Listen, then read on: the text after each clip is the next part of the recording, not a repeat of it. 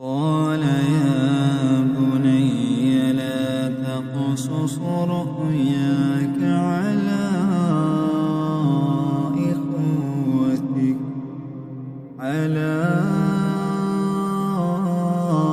إخوتك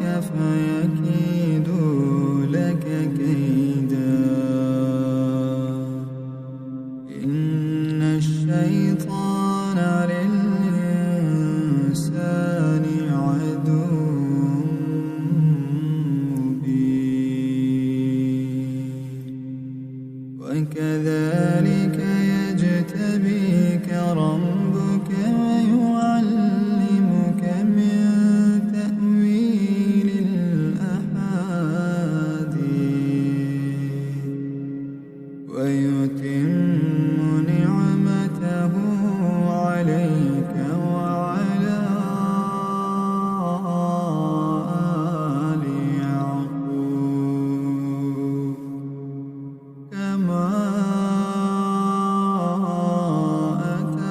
أتمها على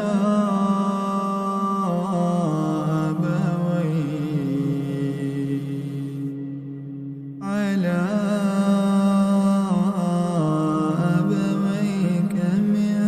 قبل إبراهيم وإسحاق إن ربك عليم حكيم